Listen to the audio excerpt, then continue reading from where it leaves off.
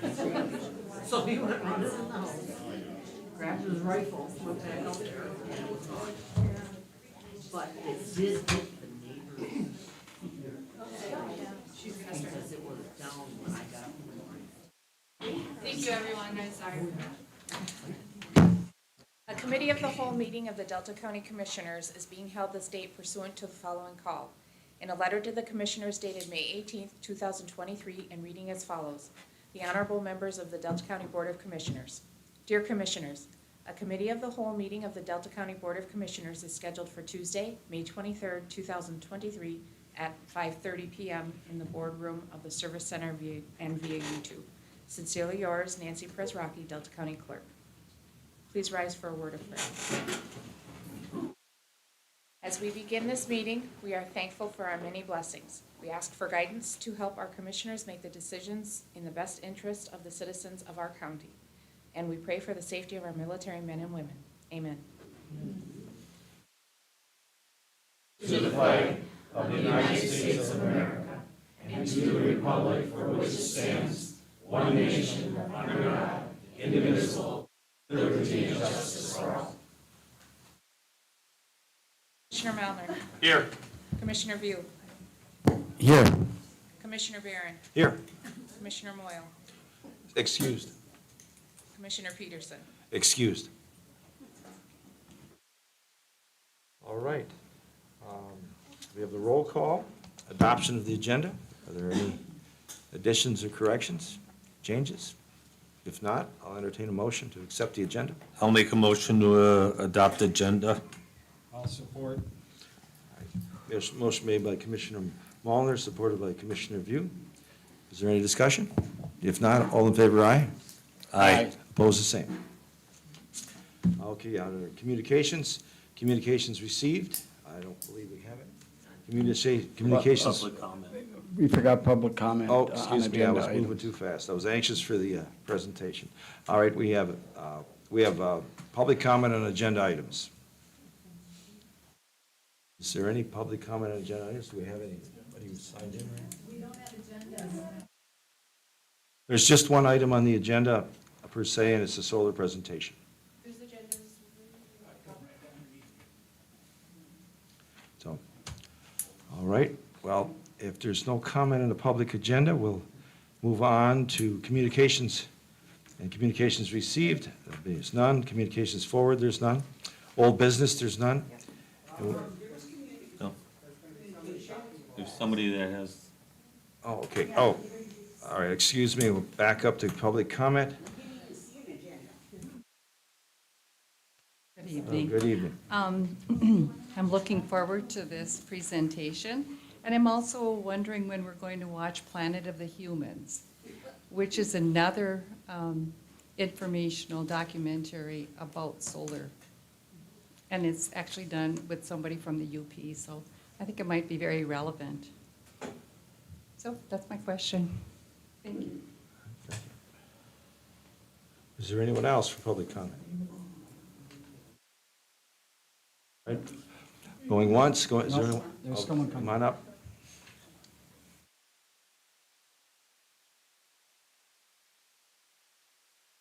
Mary Loft, Escanaba Township. Personally, I don't understand how this is happening. Bob Barron, you're a commissioner for our area. This is on agenda items. This is, Maintain to agenda items. This is not to attack anyone on this no, board. I'm not, I'm just asking. It's not to address a anyone on the question. board. Pardon me, but this is strictly on the agenda item. I'm just asking a question, how a commissioner could put in a petition when you are in office to such extent. Again, Thank this you. is about agenda items. That's all right, thank you.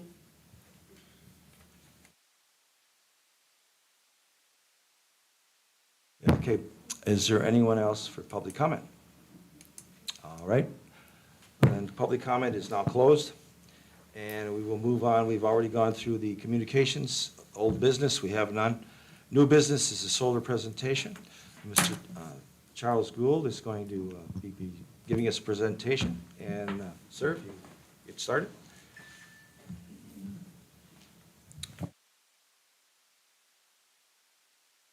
Thank you for the opportunity to come and present some educational material here.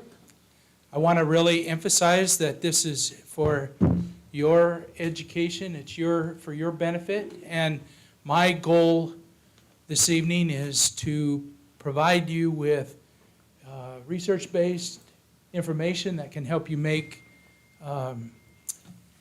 well-informed decisions. Want to acknowledge the fact that Michigan State University offers programs, our resources to all, without regard to their race, color, national origin, sex, gender, all the way down to veteran status. So I've titled my presentation Dual Use Practices for Solar Energy Systems, because dual use is the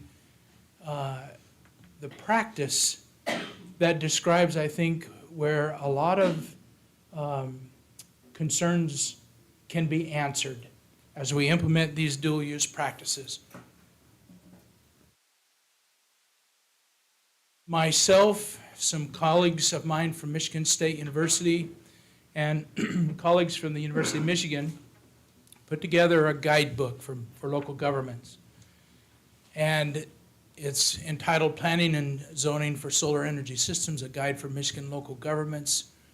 I would commend that to you to take a look at. Much of the zoning and planning information that your elected officials are going to, or have, and will be going through,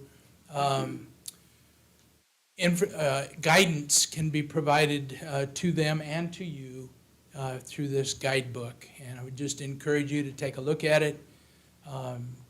Dual use from an agricultural standpoint is also talked about in this guidebook, and provides the foundation for what I'm going to talk about today. Okay, so I wanted to start off with the big picture. So how do we find ourselves in the situation that we're in right now?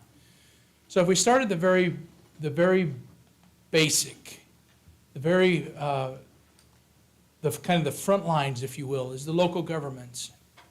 The local governments have found themselves in situations when they have landowners and solar developers that want to put solar projects in.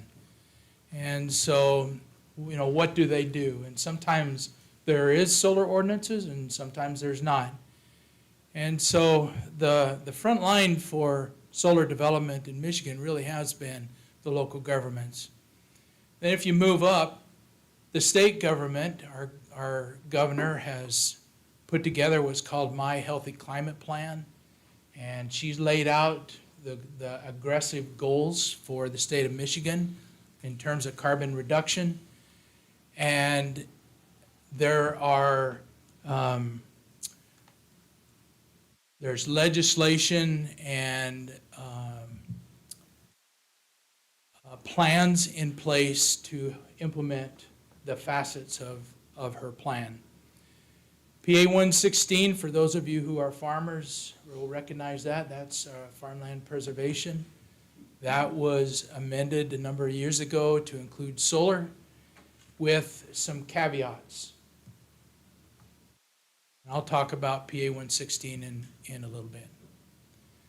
Moving into the federal government, the Inflation Reduction Act has infused a lot of money into solar development, and it goes all the way from providing funding for solar projects on farms, all the way to research and development on improving battery technology, and related facets to increasing the adoption of solar power. And then, of course, you have your utilities. Consumers Energy and DTE have both set aggressive carbon reduction goals for themselves. And so all of these things swirled around has created the situation now that we find ourselves in Michigan. But one of the most common questions that I get is, why do we want to put solar in Michigan? Well, is there enough sun in Michigan? And the answer is yes. We have actually very good solar resources. Now, when you compare it with the Southwest, for example, we don't have the solar energy that the Southwest does. But we have enough solar energy to make it worthwhile to put in solar projects. And so we find ourselves being approached by solar developers who are wanting to put solar arrays in Michigan. Another factor here is that the costs of solar are declining. We've seen a 90% decrease in the cost of utility scale solar from 2009 to 2020, 2020. And that has really had a tremendous impact. Solar now is the cheapest form of power production in the United States. All right, so with that background, with that big picture here, this is where I want to start in our discussion about dual use. So I'm coming from a standpoint that land should never be used exclusively for solar power production. And so what I mean by that is we don't put solar arrays out just to harvest the sun's energy for power production. That land is too valuable. We do other things with that land. So in the top left is grazing and forage production. The picture in the top left is grazing and forage production. On the bottom left is pollinator habitat. On the bottom right is conservation cover. And then on the top right is what we call agrivoltaics. And that's growing food, fiber, and fuel crops under and around solar arrays. I'm going to take some time and talk about each one of these in a little bit more detail. So again, it's not a zero-sum proposition. It's not solar or agriculture. It can be solar and agriculture if we plan correctly and you use what fits in our particular area. So let's start with the grazing and forage production here. So what that means is that we're going to incorporate livestock. We're going to rotationally graze livestock within the confines of that solar project. And what the sheep will do then is, instead of mowing with a tractor and a bush hog, we are allowing the livestock to do the grazing. So the end result is not, a manicured lawn like you would get if it was bush hogged, but you get a typical grazed pasture look. And solar developers don't care. As long as those weeds or the grass doesn't grow above that bottom lip of the solar array, they're just absolutely fine. So if you look at the picture on the left here, we had a pasture, we had a night pasture event a couple of years ago in Ionia County. So this is a 17-acre solar site in front of Herbrooks Poultry. They have an organic layer operation in Ionia County, and they put 11 head of sheep on that 17 acres. And the rule of thumb is 3 ewes per acre, or 9 lambs per acre. So when this picture was taken, I had been to this site about 3 weeks earlier.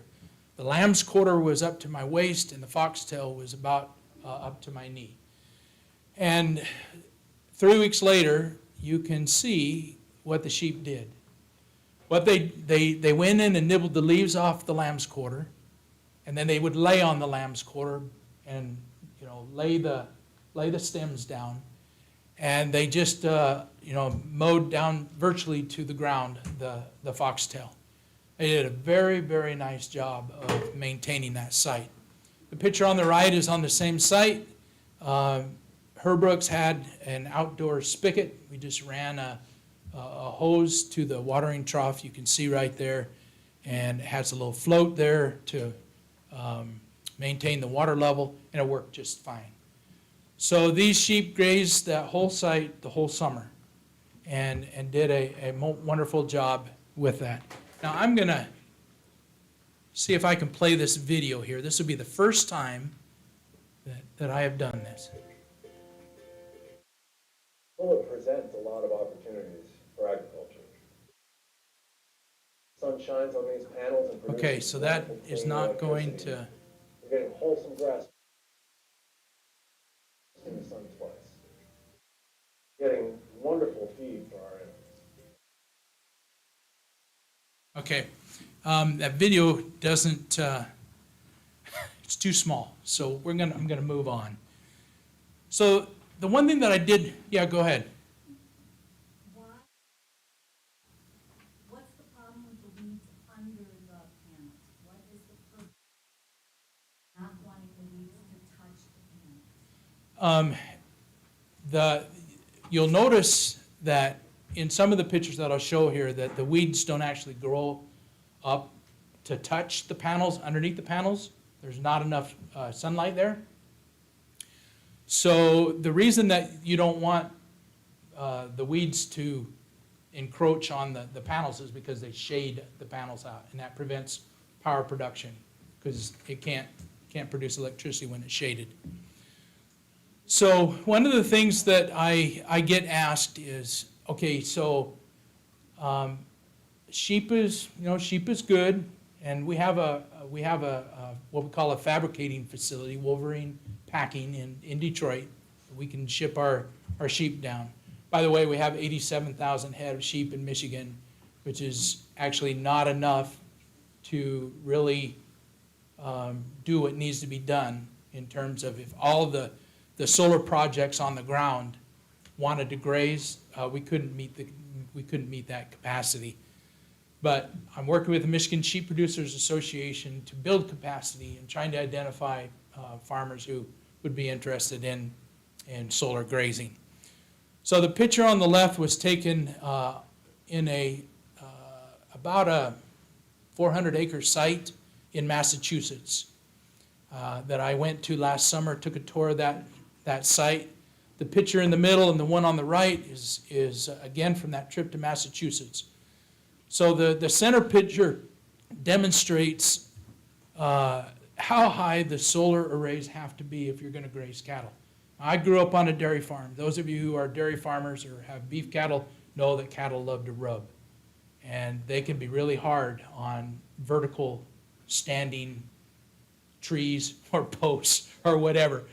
So those were put in such a way to mitigate that problem. So, I mean, the cattle are going to rub, but they're not going to knock them over. So the steers that were in this site are the picture on the right. So I just wanted to give you some context here.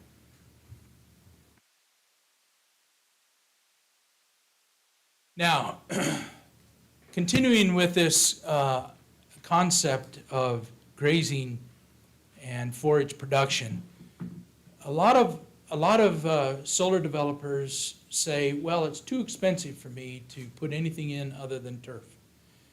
And there was a study that was done this year, that was released this year, that took a look at that.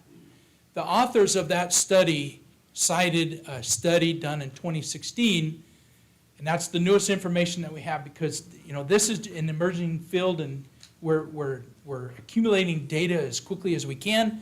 But the latest data that we have said that the budget range for vegetation management was 50 cents to $1.80 per kilowatt DC, direct current. That's a current that's coming right out of the solar array per year, depending on site characteristics and the size and number of acres. So there's some latitude there when we're trying to compare apples to apples. We're doing the best that we can. So here's what this study found out. So there were 9 sites that they surveyed, 15 sites that were grazing sheep, 2 gravel sites, and 28 native vegetation. And this is the mean values per unit of photovoltaic capacity. So for turf grass, it was $1.51 per kilowatt DC per year. For sheep grazing, it was $1.55. So we are really close there. And that's really important because for solar developers, a lot of them, it's about, that bottom line. It's making sure that the cash flow, and I get it, and that's great. But we want to show them that other types of vegetation management are just as competitive as turf grass. So gravel, we don't see a whole lot of gravel here, which I'm really glad for. Gravel is very hard to maintain, and after a while it just looks ugly. Native vegetation, and I want to want to help you understand why that is higher, considerably higher than the sheep grazing and turf grass. And there's a reason for that. It takes at least 3 years for seeds to germinate, native seeds. It's just the way that native plants are. And so there's some costs that solar projects have that sheep grazing and turf grass don't have, that makes it so that in that third and fourth year, you're looking at a $2.23 per kilowatt DC per year. Okay? But over, native plants, if you put that pollinator habitat in correctly, they're going to last for quite a while, and so that cost goes down. It's just that initial upfront cost that is.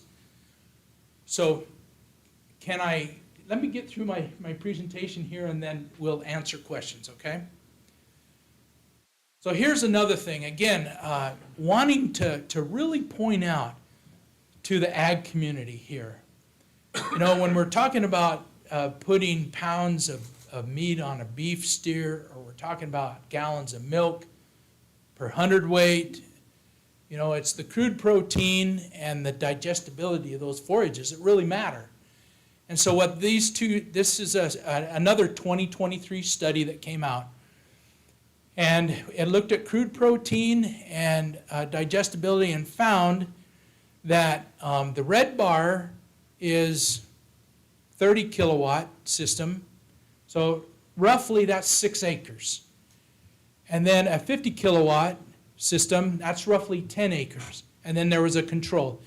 And you can see when you look at the red bars and the yellow bars and compare them to the control, that the forages that were grown inside those solar projects were just as good, if not better, in terms of digestibility and crude protein. That's significant because we want to make sure because there's a shade aspect. Alfalfa has some shade tolerance, but we want to make sure that the quality of forage, if we're going to grow it inside a solar project, that we can compete with those forages that are grown outside of a solar project. And what this study says is that we can emphatically do that. Now, the one thing that I'm not showing you here is there was a reduction in yield. So there's a little bit of a yield drag in these solar projects. But if the digestibility and the crude protein is where it needs to be, that can make up for that yield drag. Okay, so that's the first one, grazing and forage management. The second one is pollinator habitat. And what we're intending here is that we put in forbs and flowers in such a way that we can sustain and even grow our pollinating insect populations. We're losing our pollinating insects. And if we can put these kinds of habitats in where these insects can find a home and do their thing, then we have made a significant contribution to the environment and to our own health. A lot of the foods that we eat are pollinated by insects. And when they're gone, then we're going to lose our feed sources. So the picture on the right is what we call the pollinator scorecard. And that was developed at Michigan State University by our entomology department. And basically it goes through some characteristics of what should be in a pollinator habitat and gives them a numerical score. And depending on the practice that you put in, it determines the score that you get for those 9 different criteria. You add it up at the end, and a pollinator habitat that, the minimum score for a pollinator habitat is 76. So what we're finding out, though, is that those things can be manipulated a little bit.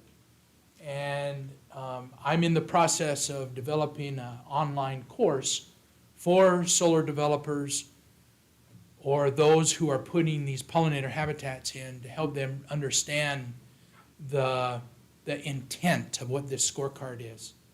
So it's kind of like they meet the letter of the law, but they miss the intent. And one of the things that we are really trying to avoid is what we call bee washing. You've heard of greenwashing. We want to prevent that there's something that looks good on paper, but really doesn't do the pollinating insects it doesn't provide them the habitat that we really are trying to get at. Now, the reasons for putting a pollinator habitat in are tremendous. So on the left, if you look at that picture, is turf grass. You can see how shallow the roots are. Versus native grasses and forbs, those roots can go down 5-6 feet. So one of the things that we're concerned about when we put a solar project in is we want to make sure that the soil stays in place, right? We don't want the soil to run off with water. We don't want it to blow off with the wind. And so we put the native grasses and forbs in to help keep the soil in place. And they do a marvelous job with that. So water infiltration, recharging groundwater, sequestering carbon, and reducing soil compaction are all things that those deep roots do. They also contribute to the local biodiversity and soil health, those ecosystem benefits that are so valuable and so needed. Stem the decline of pollinators, something that I've mentioned before, and providing nesting and feeding habitat which supports healthy populations of native pollinators. But this is something that I want us to think about here. Enhancing crop pollination leads to improved crop yield. So could we, just a hypothetical question posing to you, what if we were strategic about where we put our solar projects in, with the intent of, we want it to have a pollinator habitat, so we're strategic about where we put our solar project in. So, do we have blueberries? Do we have apples? Do we have, pumpkins? Do we have other crops that can use that pollination? Soybeans. I've covered a lot of the UP today. I drove all around. I went and saw a farmer 2 hours from here who got an electric tractor. I wanted to see how I wanted to see it. I wanted to drive it. I had the opportunity. I'm taking a rabbit trail here. I apologize for that. But it was a tremendous experience, and he has had it for 3 winters now. Very satisfied with it. 25 horsepower. He mows, rakes, and bales with that tractor, and recharges it with his own solar array that he's got. He's got a small solar array on his farm. So anyway, circling back to the soybeans, they are self-pollinating, but they're really poor at pollinating themselves. And so what we've found through research is that if there are pollinating insects in vicinity of the soybean crop, they'll go and they'll pollinate those soybeans. And it leads to heavier seeds and more seeds per plant, which means that's extra money for that farmer. Now this took place in my county. I'm from Ottawa County. I should have introduced myself, I guess, before I just launched right into this. So I'm from Ottawa County, just west of Grand Rapids along the lake shore. I live in Grand Haven, and I have been with Michigan State University now for 28 years. And Ottawa County, if you've been there, you know that we have a lot of blueberries in Ottawa. And this particular study was done by Dr. Rufus Isaacs and one of his graduate students. They looked at the impact of pollinator habitat on blueberry yield.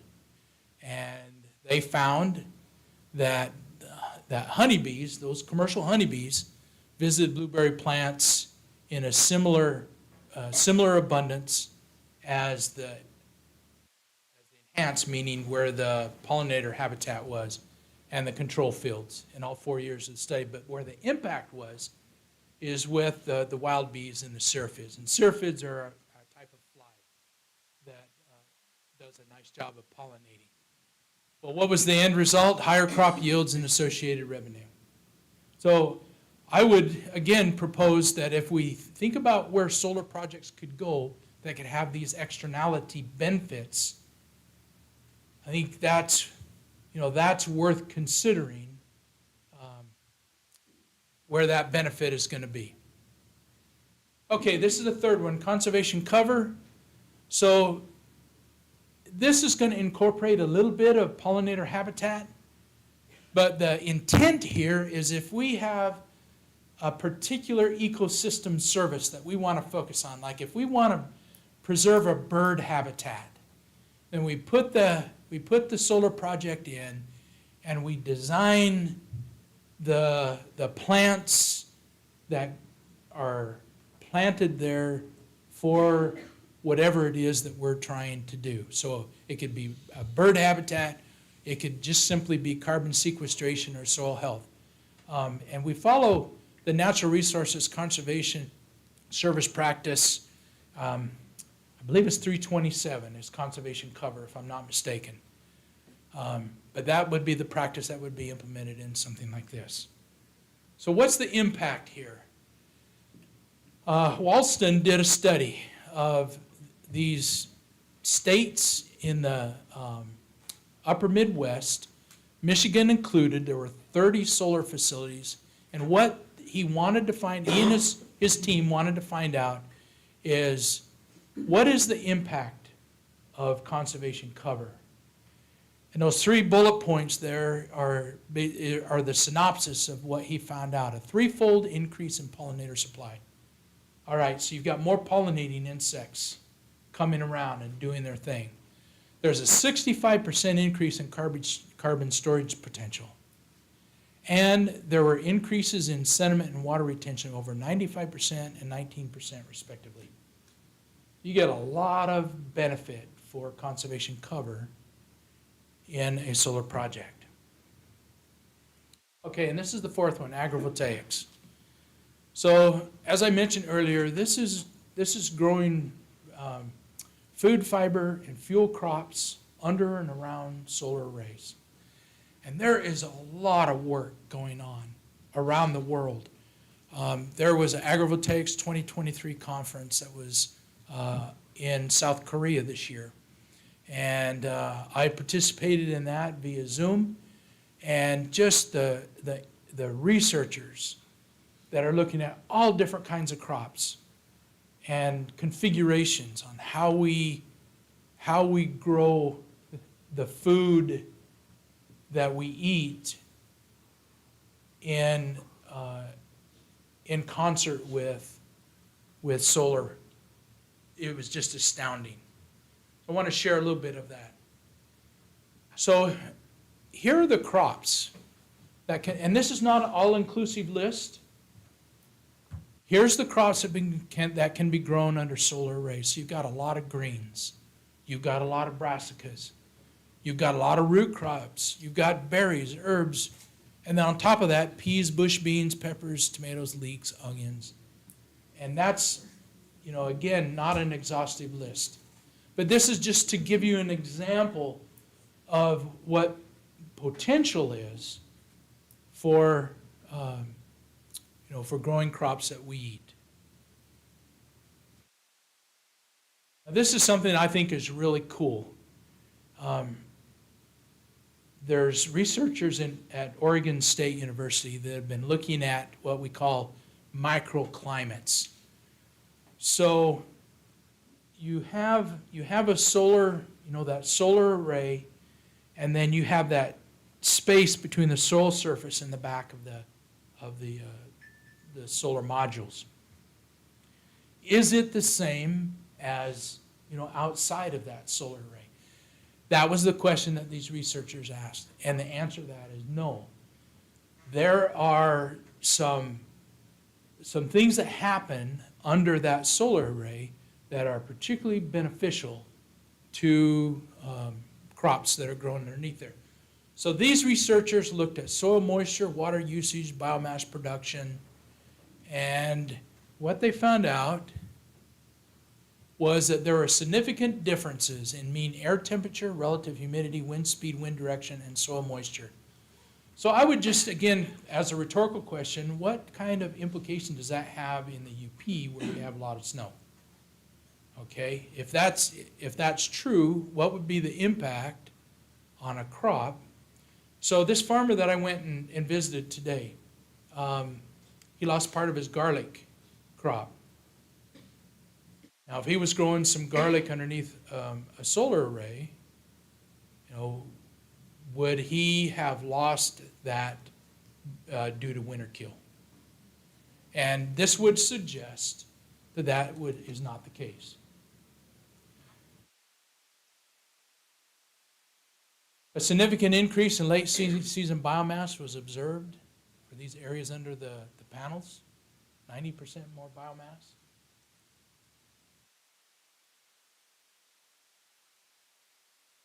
In terms of water efficiency, 328% more efficient. That's significant. I don't know if you've saw, there was a story that was released in the Detroit Free Press that talked about El Nino. I think El Nino is the one that where we don't get moisture. Now, we're headed for that, is what I understand. That's what this article put out. If that's the case, 328% more moisture is going to be significant if that in fact happens. Okay, reducing frost damage in nectarines and apples. I threw this in because, again, I'm trying to think about how this might apply to you here in the UP.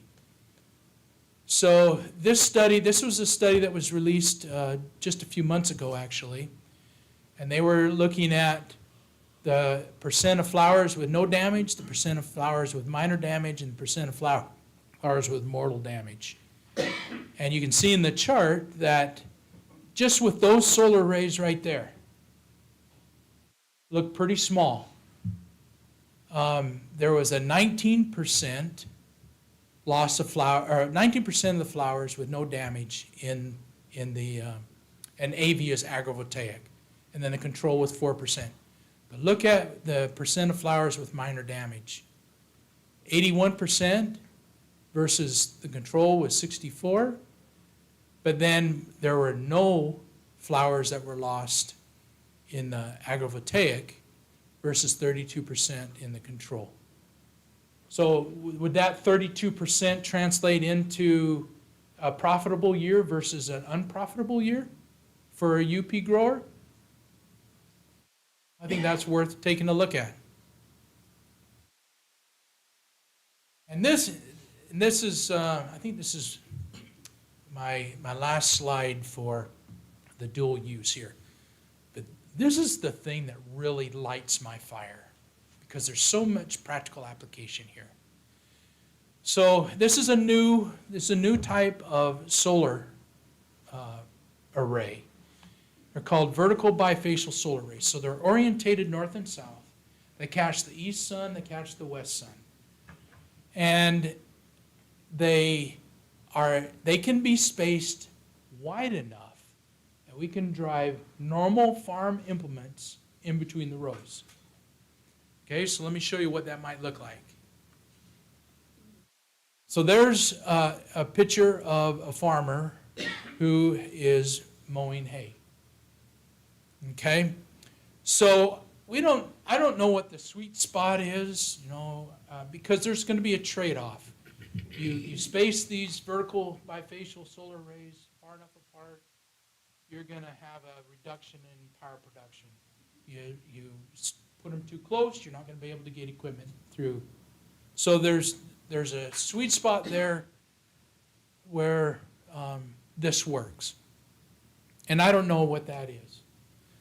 But what I do know is that the bifacial, meaning it catches solar rays, solar energy from both sides, produces power that's equivalent to your fixed tilt solar arrays. The trackers are more efficient in converting solar energy into power, but those are comparable to the fixed tilt. So here's another use. We could put them up as a fence. Okay, and that fence could be just a perimeter fence, or it could be in paddocks like that.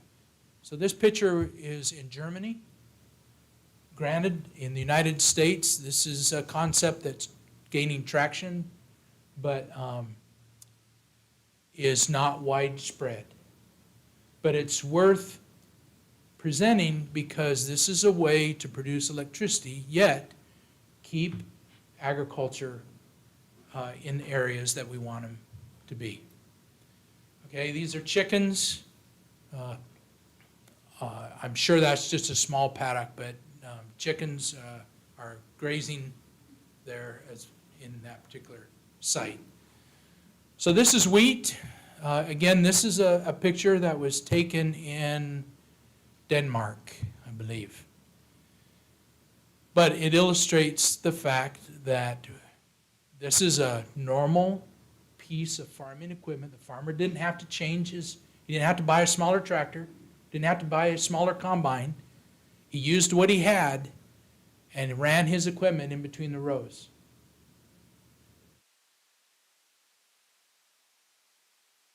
Okay, some closing thoughts to consider. I love that shirt, and I'm trying to get myself one of those because I think that it tells an important message.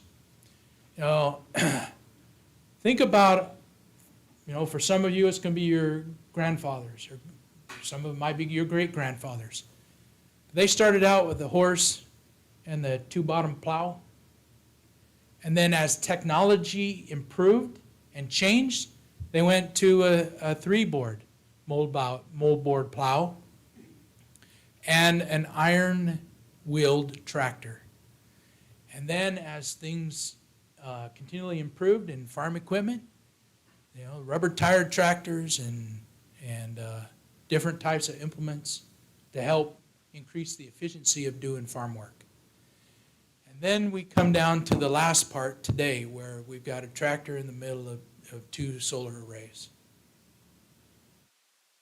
So in each of those different iterations, there were people who had ideas and were willing to be the innovators and made it work. This equipment put thoughts in their minds and they ruminated over it, you know. Like I said, I grew up on a dairy farm, and I remember my dad noodling over how to solve certain things that were issues on our farm. And he'd just come up with a solution, and we'd go for it, and you know, 9 times out of 10 it would work. So my point is that agriculture has evolved over time. The other thing to consider is, as ordinances are crafted, want to make sure that they're crafted in such a way that creates opportunities for farming. Because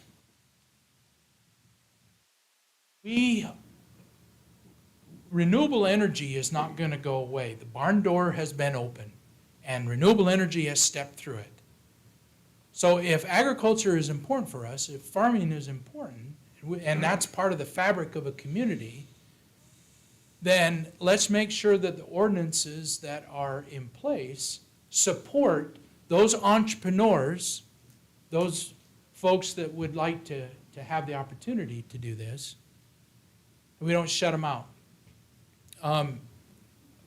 Within myself and my colleagues, one of our discussions has been, you know, how far should setback distances be? Well, if we were going to encourage farming, knowing that a tractor needs plenty of space to turn around at the end of the row, that ought to be at least a minimum starting place. Now, boom sprayers these days are 120 feet wide.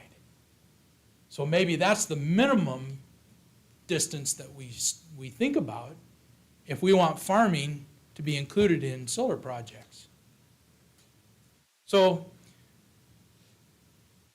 another concept is community solar, and that has gaining some legs down in Lansing. Community solar, that's smaller projects that, you know, really are targeted toward specific end uses. You know, as it says, community solar.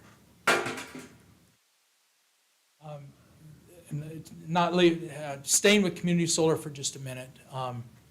They're small enough projects that conceivably, you know, you could have a lot of small farmers grow crops in a community solar project. So, you know, a farmer that wanted to raise tomatoes, for example.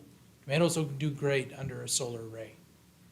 And you can think of, you know, harvesting tomatoes instead of being in the full sunlight, underneath the, you know, being underneath a solar array with a little bit of shade. You know, that'd be pretty attractive. Same with strawberries, for example. Okay, land use comparison. I thought this was an interesting concept. So if we take an acre of corn and an acre of solar array, and we use as an example a 2022 Ford F-150 V8 four-wheel drive using E85 at 13 miles per gallon, and we assume that that acre of corn yields 200 bushels per acre, that truck will be able to drive an equivalent miles of 7,280 miles per year off that acre of corn. On the other hand, if we took a 23 Ford Lightning that takes 49 kilowatts per hour per 100 miles, that truck on that same acre of ground of solar array is going to be able to drive 553,000 miles per year. Okay? Big difference here. Again, just something to think about. Then, of course, we have climate change. And you can call it what you will. The fact is that our seasons are changing. I mean, my farmers recognize that. They don't call it climate change, but they acknowledge that, you know, the rain events are becoming more intense. Frost is coming at the weird times of the year. But things are happening. And so, you know, we take that in consideration as we look at the role of solar in our lives. All right, in conclusion here, I think there's some keys to implementing dual use. And the first one is you gotta plan. All the parties have to sit at the table. I've worked extensively with Consumers Energy and in particular, and DTE a little less so, and solar developers. And there's different types of solar developers. I'll just tell you this. There are some that want nothing to do with anybody coming in on their property. But then there are others who say, heck yeah, I want you to come. We believe in this. We want to put a some dual use practice out there. And we're willing to work with you. So you get these people sitting around the table and strategizing on what that solar project's going to look like before that first pylon is put into the ground. You know, a grazer just can't, and this is kind of what we're seeing a little too much of, which needs to change. The solar project goes in and then, oh yeah, let's put some sheep out there. Well, what a sheep producer would really rather have is they'd really like to have input on the grazing mix that goes out there. They'd like to have input on where the water goes because that's going to impact where they put their paddocks. So when everybody is sitting around the table, then we can really get a solar project that has an impact on the community. And then that second bullet point, conversation and clear communication of expectations and outcome really ensures a greater chance of long-term productive partnerships. That's what we want, right? We want we want agriculture to stick around. You know, we don't want to lose our farms. We also need solar and wind. We need renewable energy.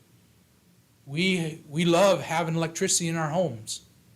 You know, I can't imagine life without electricity.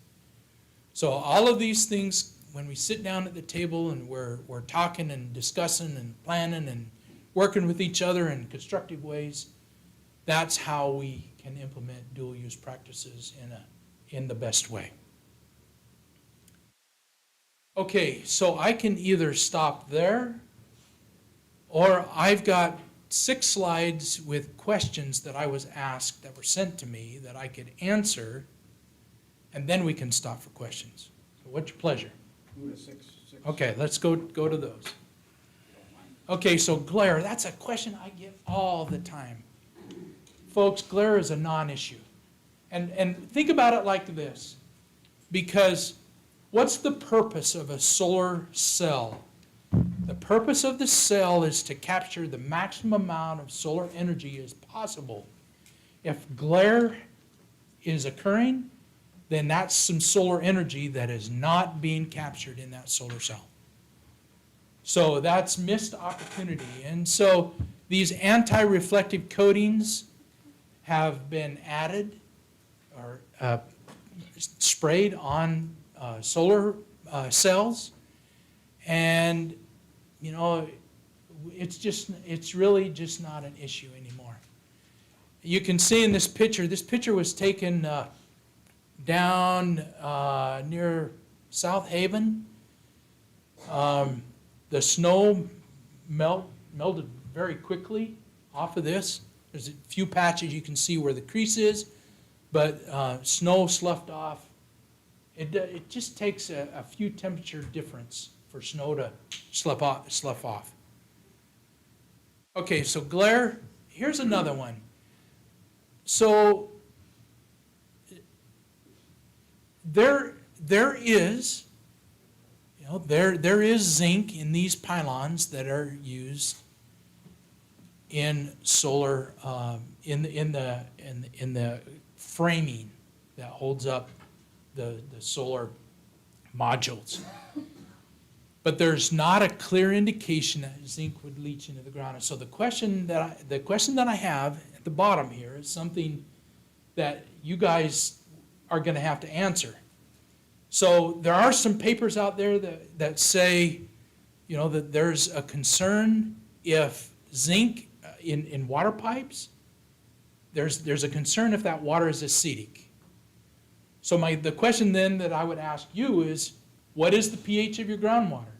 If you've got a neutral groundwater that's not, an acidic, a low pH, then the likelihood of zinc leaching into the groundwater is pretty slim.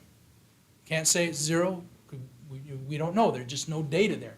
But the best analogy that we have is what happens to zinc in water pipes when the pH of that water is acidic. PFAS contamination, I guess in summary, PFAS isn't used.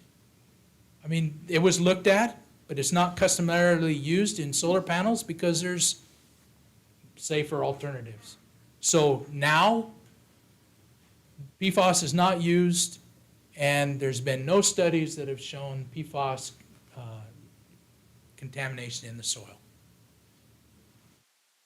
Now, this one, there's a lot of text here, and I've broken a cardinal sin of an educator, but I knew that this would be made available to you, and I wanted you to be able to read this.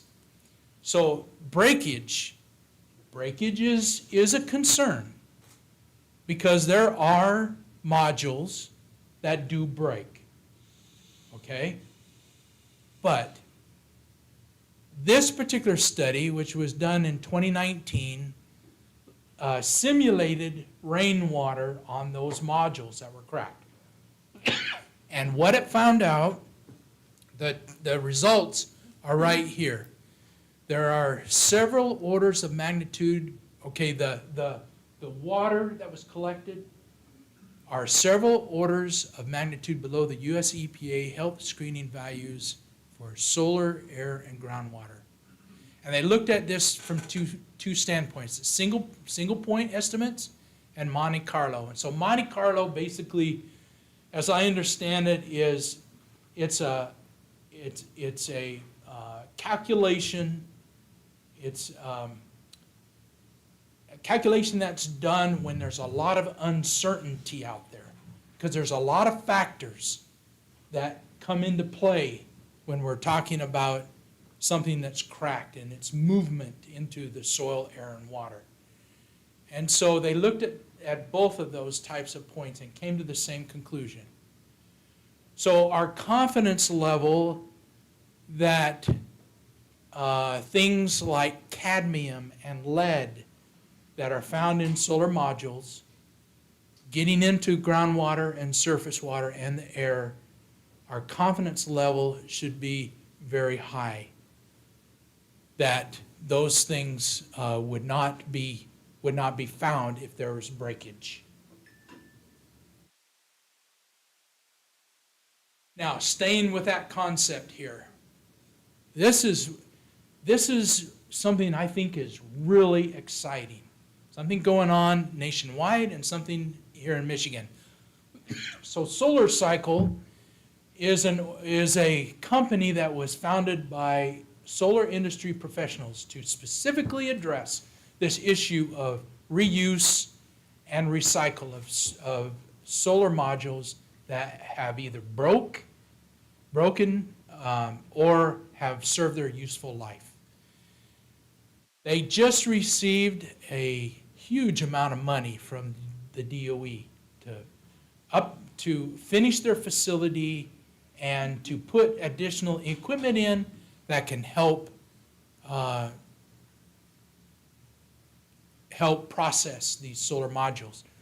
So in that second bullet point there, AES is a large solar developer in the United States, and they have entered into a contract with Solar Cycle to send their damaged and retired panels in Texas to be recycled and repurposed. So AES is not the only one that's doing that. In fact, Solar Cycle is going to meet their capacity here in short order. We need more facilities like Solar Cycle. The third bullet point here, the National Renewable Energy Lab projects that by 2040, recycled panels and materials could help meet 25 to 30% of the U.S. domestic solar manufacturing needs. Okay, so this gets at the issue, the industry hiding their head in the sand. They're acknowledging that, yep, there's an issue. There are solar modules that are ending up in the landfill. What are we gonna do about it? And this is what they're doing about it. There's a list of recycling programs that are taking solar modules. That's what that fourth bullet point. You can go and visit that site and take a look at who's doing what. Now here in Michigan, Michigan Energy Options, they're developing a secondary market. So that first bullet point is saying that at the end of a useful life, for a utility scale solar project, after 85 to 90% of the capacity of that solar module to produce electricity, selling it on a secondary market, there's still value there. So what Michigan Energy Options is doing is taking those solar modules and putting them in affordable housing complexes, nonprofit organizations, where it can be reused to generate electricity. And then they're also recycling the glass, taking the precious metals and other panel components to reuse it. So something really exciting that's going on here. Their website is down there at the bottom. Okay, current research. I did want to throw this in here because this is part of the dynamic, the really dynamic situation we find ourselves in. And MSU is really on the cutting edge of a lot of this solar reuse, recycling, battery development. One of the things that they've done is they've got this transparent solar glass, and you can see a picture of it right above the doors there in the Biomedical and Physical Sciences building, 100 square feet. So that's enough power to power the atrium there in that building. Might not seem like much, but transparent solar glass. So think about this. So what it's essentially doing is capturing certain colors of light and converting them into energy and letting the rest pass through. The other one, perovskite, solar cells. The industry standard right now for the silicon-based, made out of sand, silicates, is 17 to 21% efficiency. So Indian researchers, this came out of an article that out of a magazine this week. They've designed a lead-free solar cell that is 31.5% efficient. That is huge. That is significant. And the nice thing about perovskite is those solar cells don't use lead, they don't use cadmium or telluride or any of those other things. And this particular compound is found all throughout the world. So it's not something that we're going to go to a third world country and mine. And it would be worth doing some investigation on that as well. Quick question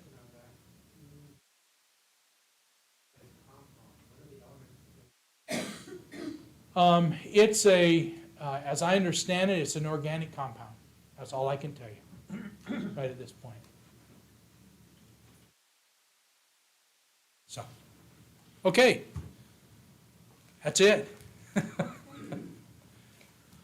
Yes, sir. You mentioned Public Act 116 that gives tax breaks to farmers over like a 10-year period. Are there any, and I know that the governor has signed out that you can do commercial solar development on PA 116 lands, correct? That's right? That's correct, yeah. Okay, so my question is, what are the requirements for between the rows? I like that concept, but is there any requirements under to keep PA 116? your PA 116 status? Is there any requirements that you have to? Yeah, there is, and I appreciate you bringing that out. So when the act was put together, the only thing that you can really do is put conservation cover in there. You can't graze. And we're working to get that changed. So it's, pollinator habitat and conservation cover is what can go in. But you can't graze it, you can't harvest hay off of it, can't do anything else. And, which is really a shame, and, we're attempting to make that change. Don't they have to reimburse back the government for their PA 116 benefits that they got? They're actually put on hold. So if that, let's say that contract, that lease agreement is 20 years, then they don't get the benefit of that for 20 years. But at the end of that 20 years, then they have another 20 years, or they have whatever their contract was that they have to continue with. So farmers don't get out of it. Right. It's a continuation. Yes, sir. Could you go back to the earlier slides on the cost of DC power generation with the full photovoltaic cells? There was a slide in there that gave first ones you showed. Uh-huh. Which would be easier to do. Okay.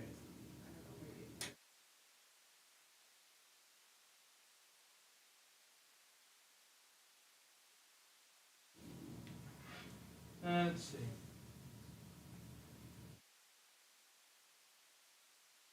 There. It says 50 cents to $1.80 per kilowatt DC. What's the conversion cost to AC? That's a really good question, and I don't know. Okay. It says 50 cents to $1.80. Uh-huh. In Escanaba,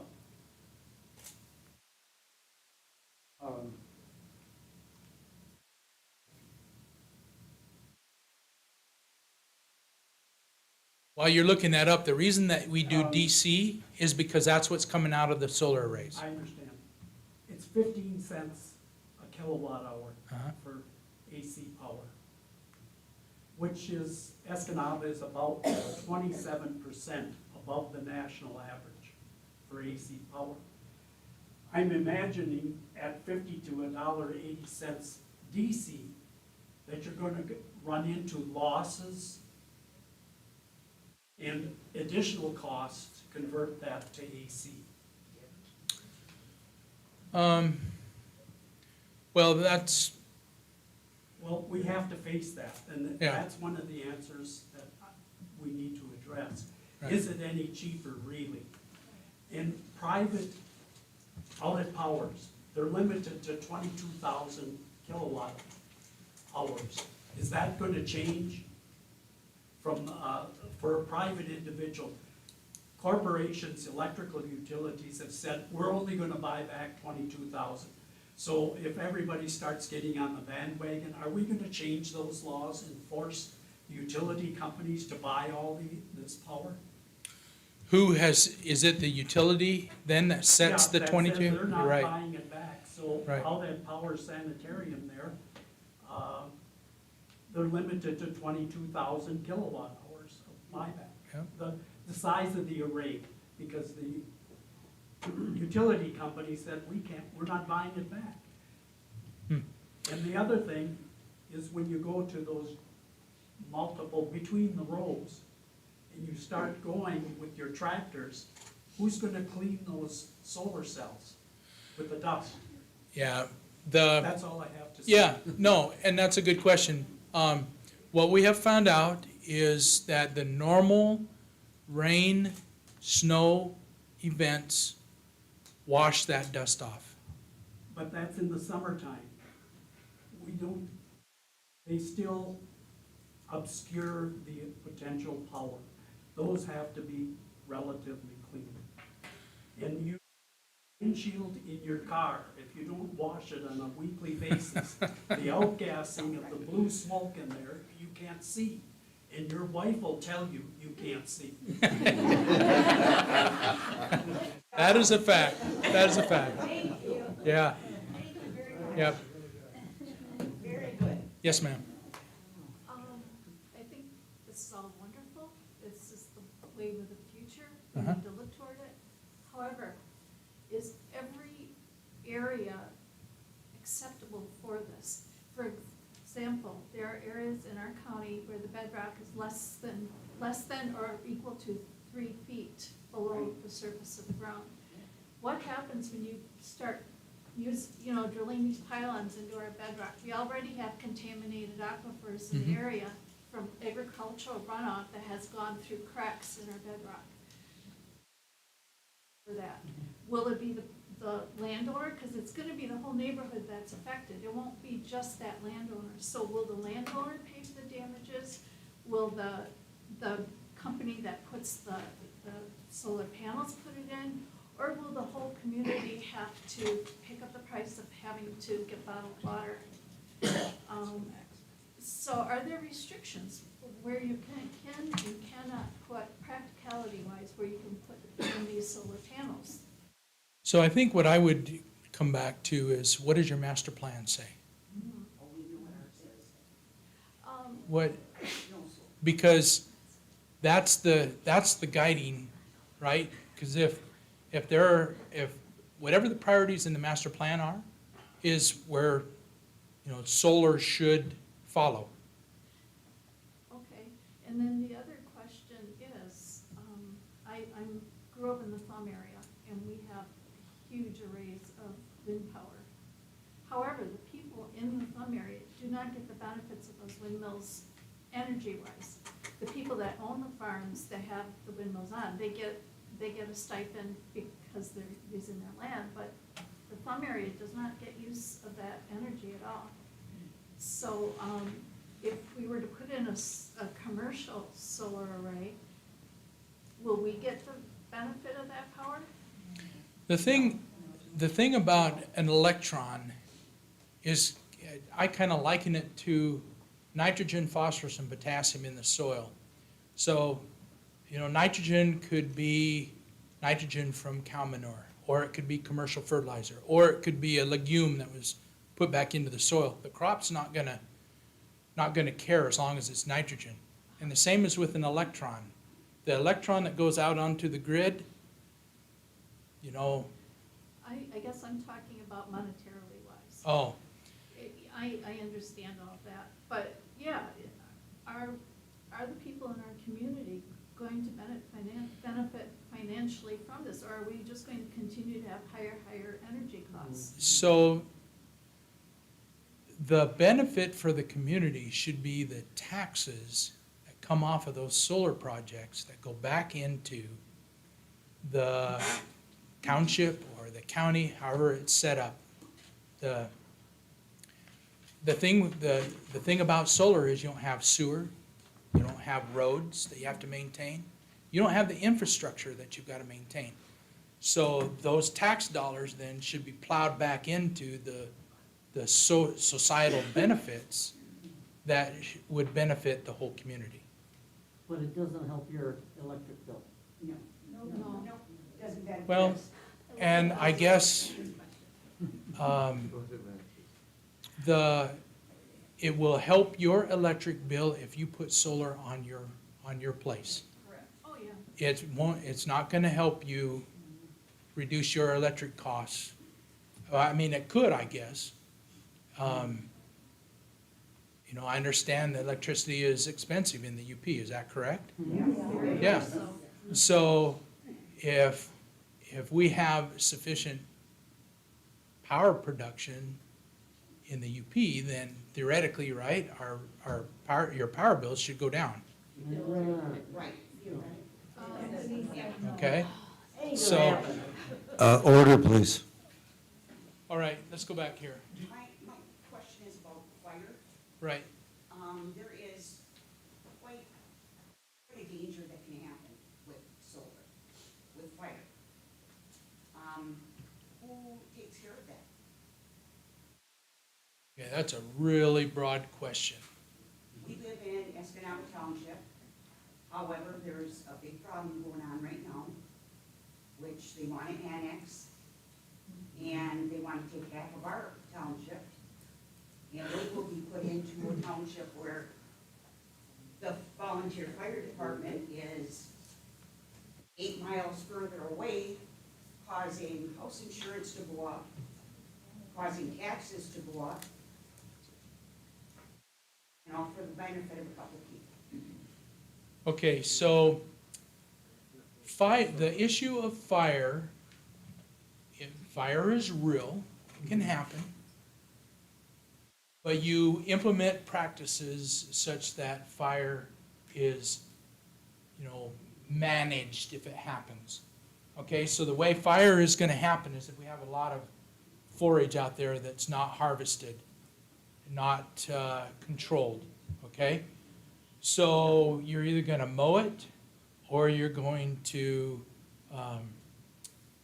graze it, so it stays under control. Another question is about. So hold on here. Oh, So- I'm sorry. Let's talk about inverters, Okay, okay?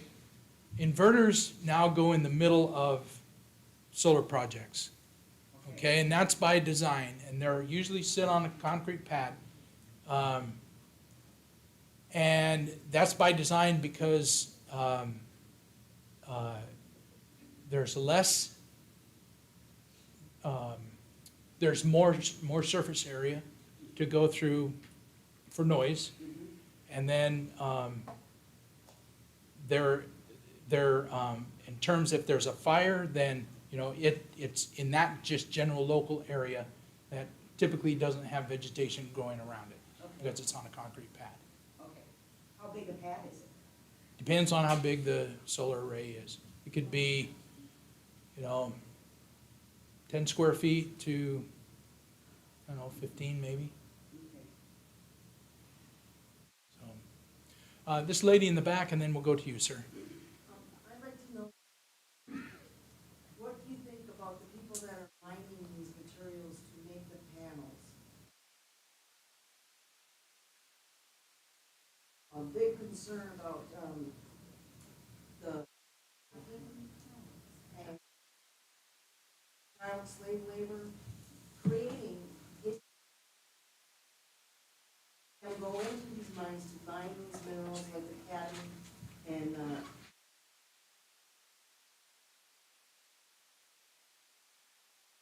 batteries, because the batteries have to be made also.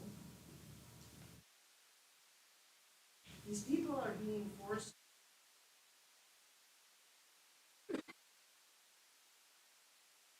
That where we stand now as Americans to go along with this solar stuff that's gonna cover everywhere, knowing that people are giving, they're dying, mostly women and children. So I think that there are many factors that are going into finding alternative materials for battery production and for solar cells. There's a lot of drivers, and what those drivers are for a particular, for a particular product, it's gonna vary. I can tell you, I work 1 day a week in the MSU, in a facility that Pfizer owned, there in Holland, and they're doing battery research.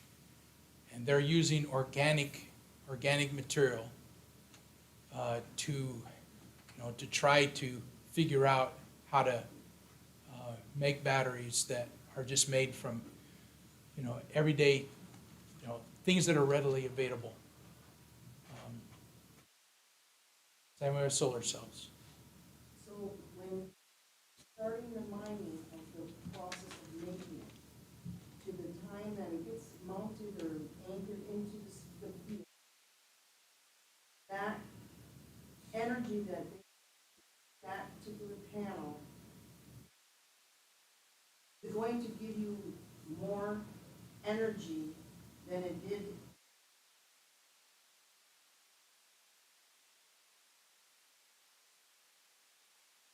All those stages, that's a lot of energy.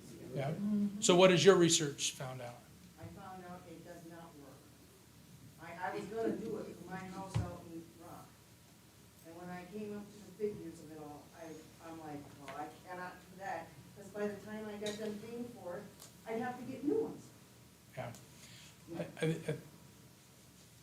Plus, following in on that same question, to bring the furnace up to the temperature, create the solar panels, you're using way more energy. This is what you're talking about, from the beginning to the end of the panel, and you use more energy to out of it. So we're looking at, you kind of hit the nail on the head. Look at our history. Solyndra, Obama, 535 million, bankruptcy. Okay, we're moving too fast. The technology is not there. It's not there yet. Yes, you're trying organic things that might work. They might work, they might not work. Cadmium and lead, highly toxic materials. You're talking about that is customarily not used, but these panels are made in China. Is China going to be careful about what it puts in those materials? Is it? I don't think so. So how about the breakage? You're talking about cracked.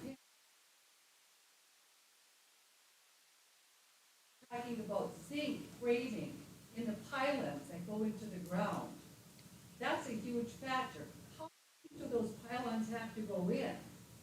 What if we are fracturing our bedrock? We get into our aquifers, and we have aquifers that are contaminated. That affects everybody, and our rivers, and our lake. This is not anything to do lightly. This is something that, you said it earlier, sit down and plan. There's a lot more planning that needs to go into this. This is not something that you just willy-nilly put it in. Go ahead. Do you have any studies you could give that I could look up where the groundwater was contaminated, being put up?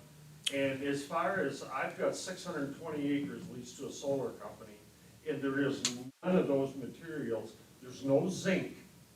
Our pilings are all made out of steel, American steel. The panels come from Indonesia, they don't come from China.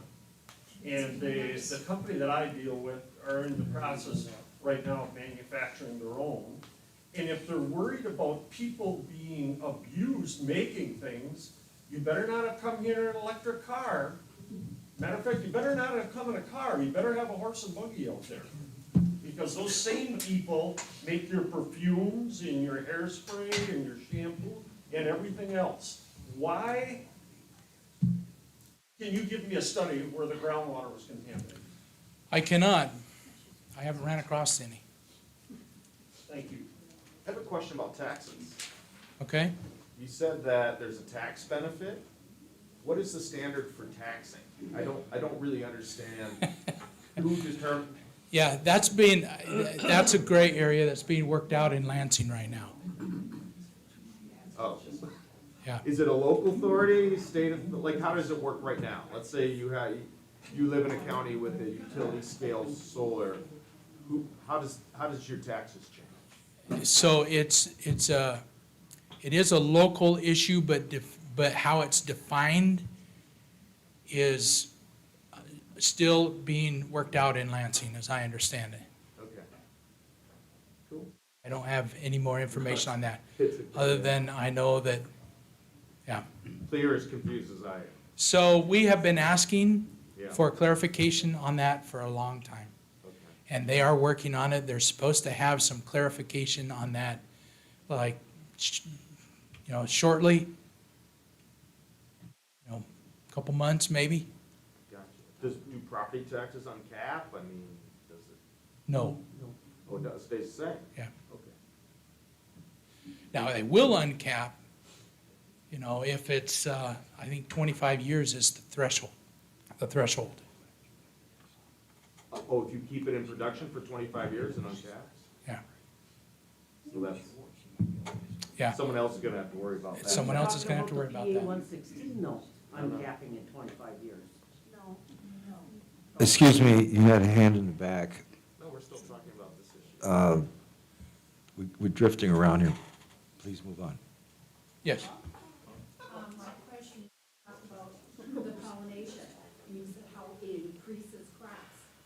you didn't say taken out of production for the solar, because a lot of crops are gonna be taken out if you put solar in. Question I have, I'm a former ag commissioner for the Department of Ag and Rural Development. And about 4, 5 years ago, we went down to the city of Detroit. And there is some land, unless that has changed, in the city of Detroit where houses have been taken down, there's blocks and blocks of nothing. Why aren't we putting solar in those areas where they've already polluted the soil with a number of things? And you also need the production of electricity right down there. Why aren't we putting it in environment rather than taking and putting it in an area where we have production of agriculture? That is in the works. They are looking at those kinds of things, like brownfields in particular.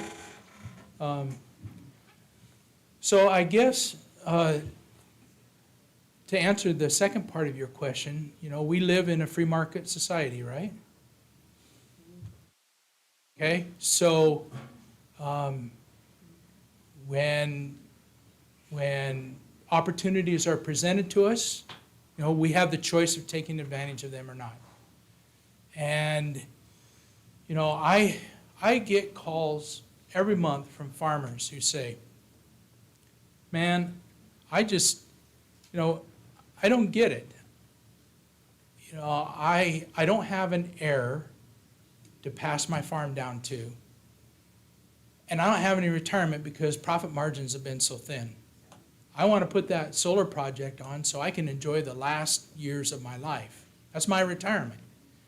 So this becomes part of a land use, you know, a land right issue for that particular farmer.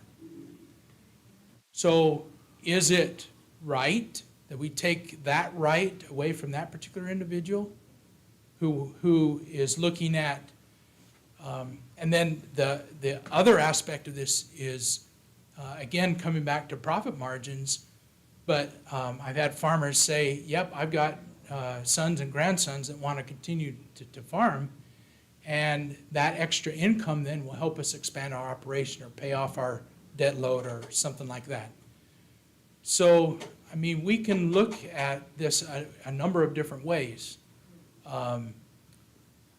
And who stands to benefit? Well, if we want to keep agriculture, then I think we would want to encourage or at least support farmers who want to put that on their land that can enable them to stay in business.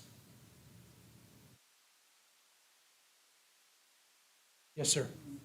I have a question on the value that you quoted for carbon neutralization, the 65 carbon neutralization.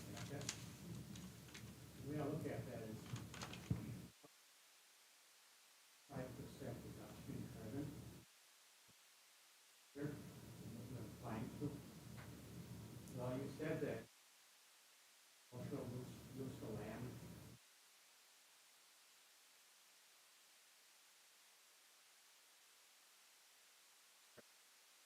It won't make time when the sun's not shining. Where So there's a study that was just released by the Nature Conservancy that looked at how are we going to meet our power needs using renewable energy. And so they looked at, you know, it turns out to be something like 0.5% of all the land in the United States would be necessary to do that. But what happens is then that there are certain areas that get heavily saturated with solar or wind. And so there's not an equal distribution of solar and wind across the United States. So I think the point that I was making is one of the suggestions, they had 3 recommendations, and one of those was that we actually combine wind and solar on the same footprint. And that would address, you know, because typically we get wind at night, right? And so we would get the wind benefit at night, and we would get the solar benefit in the day. We'd have continued power production, you know, 24 hours. So what you're saying is theoretically, sunshine would be there during the day.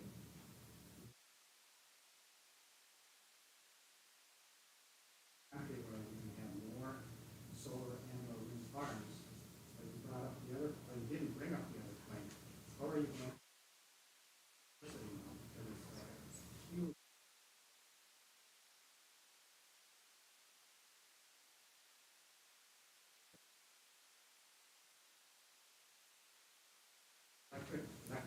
Electrification of our vehicles and our new station equipment, that efficient, I understand that, because you get rid of a lot of.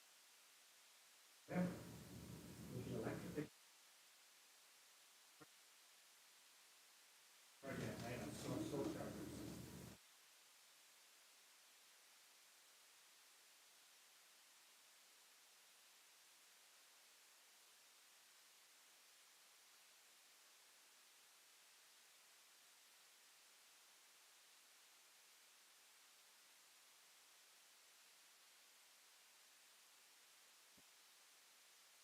Big deal, that's a big deal for us. That's a solution. 65%. Would you have an answer?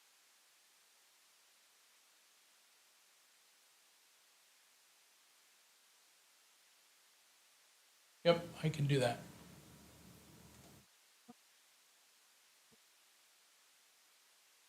Solar things over. Have enough energy. So it doesn't appear that the people who have led in this solar are really having good results if now they're turning to nuclear. A couple other points. One that really kind of bothers me is when they're talking about reusing the panels. Don't forget about that cadmium, which is highly toxic. I'm a painter, and I know if you use the cad reds and cad yellows, you keep your hand and you don't breathe it. So if you're putting that in the panels, although you're saying your capacity for panels is already reached, and you're looking for more people on the list, but you're looking at affordable housing. We're not taking cracked panels and, Okay, that's good, because that's what I was. that doesn't make any sense. That does not make any sense at all. Thank you. And my other question is, I understand you work for Michigan State University. Are you a solar panel expert? I do not work for the solar industry. I don't represent the solar industry. I have made myself knowledgeable about solar energy because of the people that I work with. Okay. And for the studies that you are quoting here too, done with people who are working in conjunction with the solar industry? You'll have to go look at those and answer that for yourself. Okay, so you have these slides and the references made available to us? Yep. In some way? Yep, and that's why I put the sources up here, because everything that I've quoted from is based on research. Yes, ma'am. So, first of all, I appreciate you coming here and doing a presentation on solar. After 30 years in education, I know that when you create a presentation like the hope of showing the positive side of solar and why it's a good thing and why you should consider this. really is important that. Right. And we work together. So I don't know if you're aware, but many of us in the UP haven't been involved in the planning. And because of that, it feels like this is being pushed on all of us. And it was guided by, you know, like Escanaba Township, they have their own zoning and planning. But many of us are under Delta counties. And so whatever the board that sits up there decides is what we're all going to live by. And it doesn't matter what we're doing with our property, or it's just going to happen because they've decided it that way. So you've walked into a situation here. You're showing how wonderful solar can be, and personally, I think solar could be a great thing. I just feel the way it's gone into our community has been. You know, they're not working with farmers on putting the panels far enough apart that they can fit.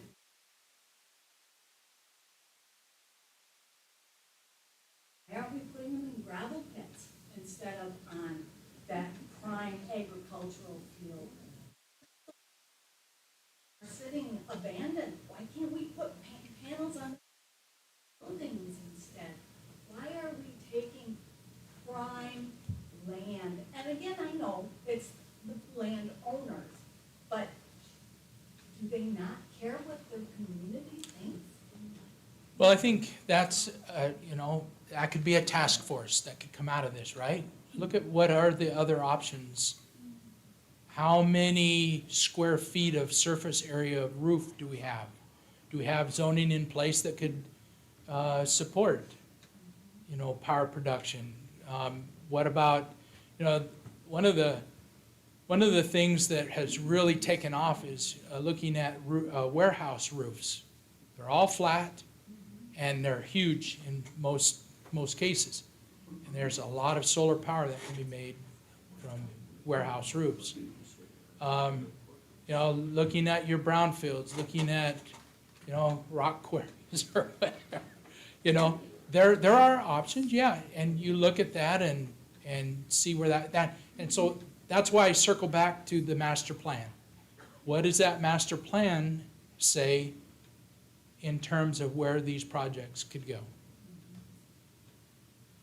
At the start of your presentation, you mentioned that there are some caveats to solar, and that you'd get back to it, but you never did. So what are the downsides of solar? It all looks wonderful. Your presentation was great. I can't see anything really wrong with it. But what are the downsides of solar?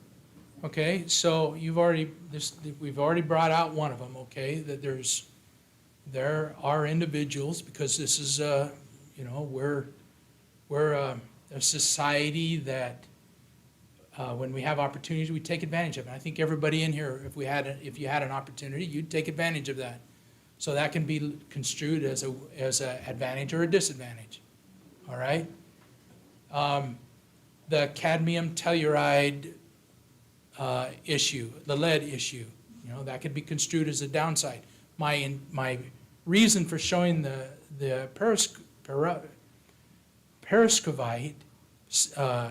was to say the industry's moving away from that. Okay, so again, they recognize that this is not a direction that they want to go, and that's why there's been a tremendous amount of research on looking at alternatives. Can we produce electricity with other means? And we've now proven that we can do that. So now it's a matter of getting things ramped up where we can replace the lead, cadmium, telluride solar cells with these other materials. Batteries would be another issue, okay? So the question that you asked in the back, you know, would be resolved if we had batteries that would store power during the night. And again, I was just trying to show by example that Michigan State University is working on that. There's a lot of research that's going on, not only at MSU, but around the world to address that. And we're at the cusp of batteries that, right now, they're large in size. Remember when the computer and the cell phone came out? They were humongous. But now, I've got more power in my phone than I had in my computer when I started my undergraduate degree. So that's to suggest that this whole industry is going to change. As technology changes, as efficiencies are found, as research. So we've got, and then, taking land out of ag production, that would be another one. But I presented some options for that.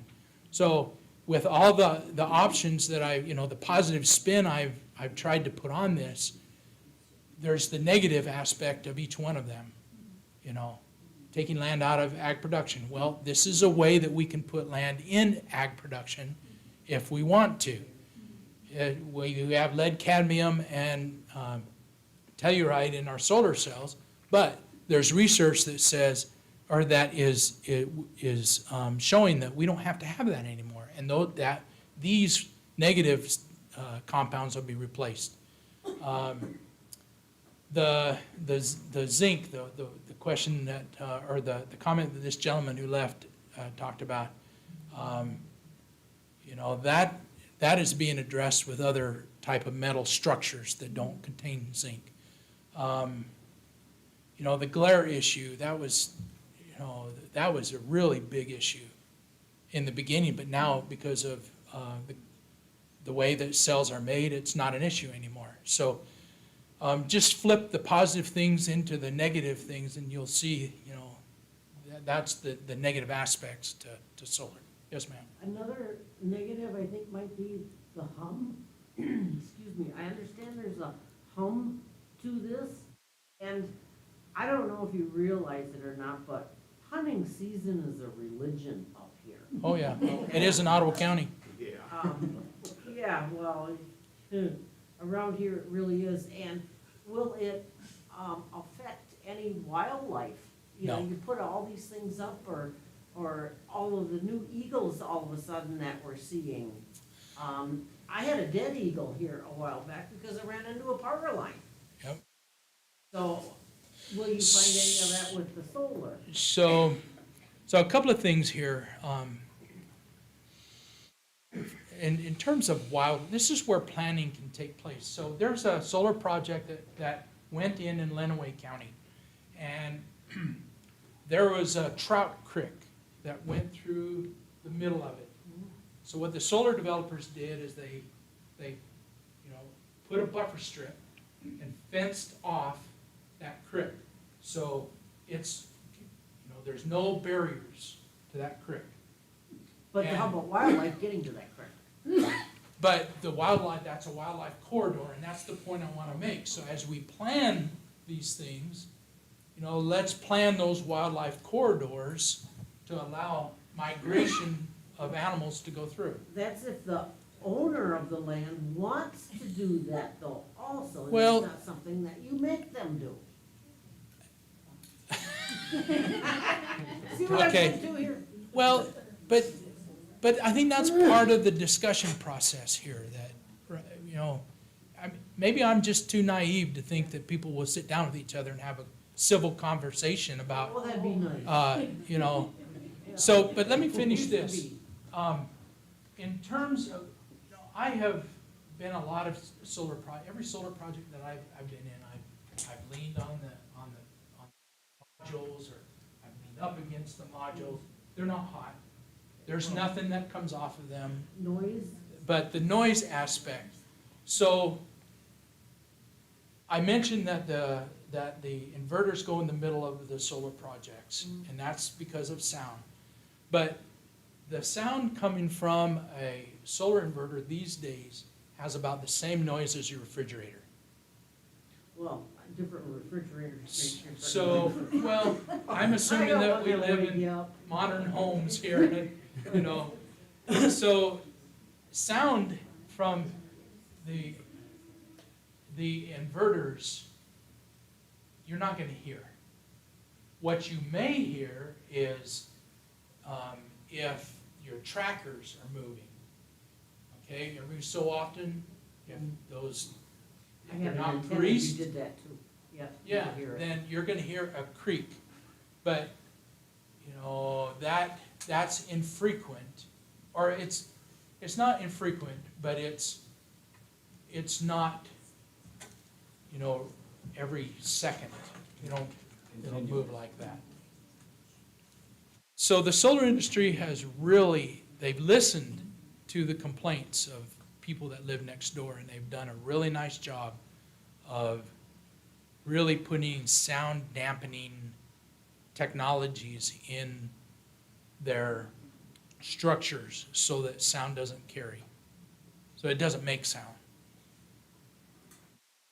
You got one more question? Well, I do, Or but I comment. don't know how people are gonna take this. Hunters, you know, are a different breed. What would happen when they shot one of these things? Because they're pissed off at someone. You know, will the cadmium go flying and, you know? Yeah. I'm not saying it's going to happen. but Yeah. Sooner or later. So I would go back to that study, and I would just say that the risk of, I mean, if they shot the heck out of a solar module, yeah, Well, they do the transformers, you Yeah. know, I mean, yeah. So those trolls, you know, sometimes. I don't know you can do anything about that. I mean, you put up, please don't shoot the solar modules. I don't know. I know, people are gonna be stupid, right? Oh, yeah, And drunk. and drunk, and You're in the- you know, the best I think that you can do is if you're, you know, if you're a neighbor and you know, you see it or hear it, then you report it. Yeah, okay. All right, we've had quite a discussion here. I thank the audience for the questions they've asked. Thank Mr. Gould. Now I'd like to open it up to the,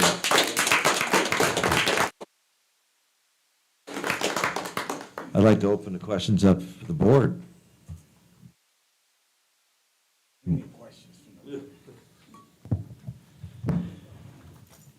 I'm more confused now than I was when I started.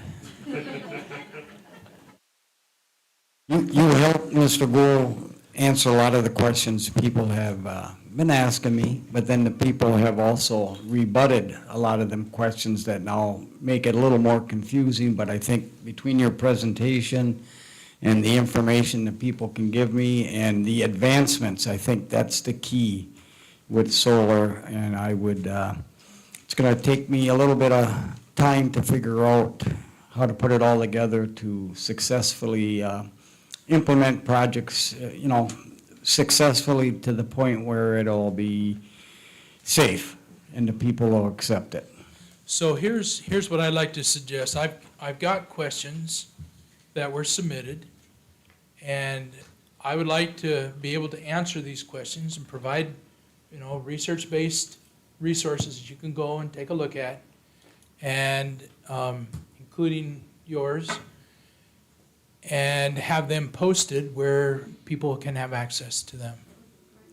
So, and if you have other additional questions, you know, I think Commissioner View would Yep, send them to me. take those and he can funnel them on to me. And Just a reminder, everyone that sent me stuff, he has all the questions. Okay, so I mean, there just wasn't enough time to get all the answers, or we didn't have the correct answers at this point, but I do appreciate him willing to go forward with this and over a period of time get all as close to the answers or where we can find the answers. So that'll be great. Thank you. Commissioner Muller? I just want to thank you for coming up here. I know it's a long ride, but, you know, and you did answer a lot of the questions. I think that would be really nice if you could get the answers that you have, or the answers for the questions that you have and get them posted. Ashley, could we post those on our website then? Yeah. Right now, his slideshow is available under our YouTube channel. If you go under description, it's located right there too. So I know some of you were asking about that. But we can also add his Q&A section on there. Any more? No. All right, sir. I do thank you for what you presented, but I do have a few questions. Okay. When it comes to electricity in our area, I think it's pretty much across the state and the country. Everyone draws from the grid, correct? So where, as you talked about the electron, wherever it comes on is not relative to where it's going. If whatever's on the grid, everyone draws from that. So I know there was questions here about, well, will there be a benefit to our community? You address that in that if there's a great amount of production here, we're an importing area. The potential for the reduction of our rates is there, but we have to go through that process. Every place has a different aspect to that.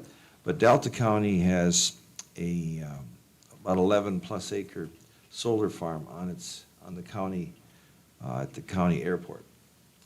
Now, you mentioned a little bit about community solar, the smaller projects, that type thing.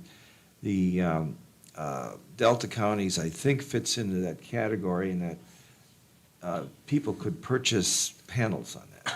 It was, the county actually leased the land to the city of Escanaba. The airport is within the city limit here.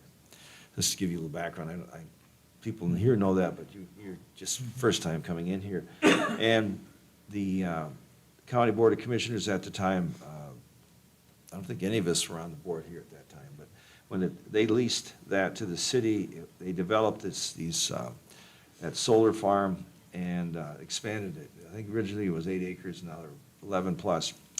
And the County Board of Commissioners purchased 400 or 500 panels of that.